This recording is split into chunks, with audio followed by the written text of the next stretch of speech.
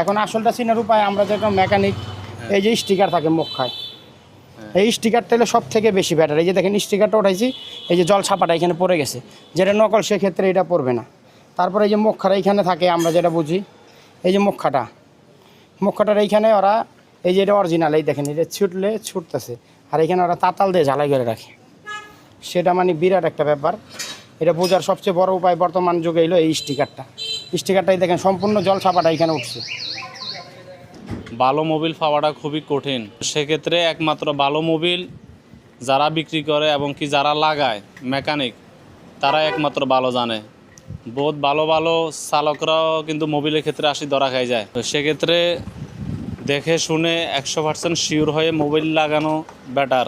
Mobil যদি 2 number ফড়ি বসে তাহলে আপনার ইঞ্জিনের অবস্থা খারাপ। মোবিল কোম্পানির যারা অরিজিনাল ইম্পোর্টার তাদের সব মোবিলই ভালো।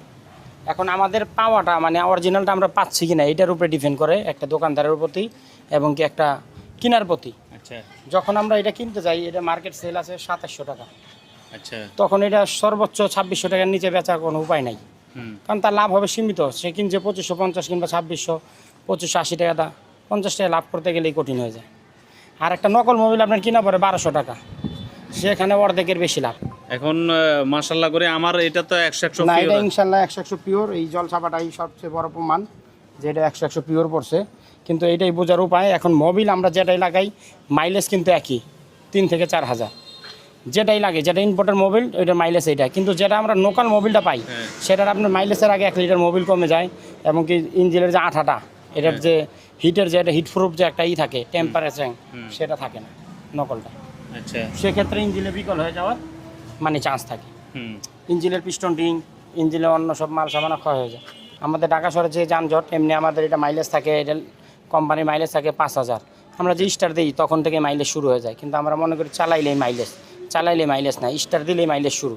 সেই ক্ষেত্রে আমাকে বাংলাদেশ ঢাকার হিসেবে এলো বেশি কম চালানো উচিত, 3000 বেশি না চালানো, ঢাকার বাইরে হলে কিছুটা বেশি চালানো যায়। বাবু ভাই থেকে অনেক কিছু গুরুত্বপূর্ণ টিপস পাইলাম। তো এখান থেকে অনেক কিছু শিক্ষণীয় ব্যাপার স্যাপার আছে। গাড়ি ড্রাইভ করেন, গাড়ির মালিক পক্ষ আছেন, মোবিলের বিষয়ে আসি, ওই যে সস্তা খুঁজতে যাবেন না। সস্তা খুঁজতে যাবেন তাহলে আপনার ইঞ্জিনের 12টা বাজে যাবে। আপনি হয়তো 200-400 টাকা সেভ করার লাগে বর্তমানে একটা ইঞ্জিন 1,20,000 টাকা। তো সেক্ষেত্রে আপনি 200-400 টাকা বাঁচাইতে যায় 1,20,000 টাকা চলে যাবে। তো সবাই ভালো থাকবেন, আল্লাহ হাফেজ, ধন্যবাদ।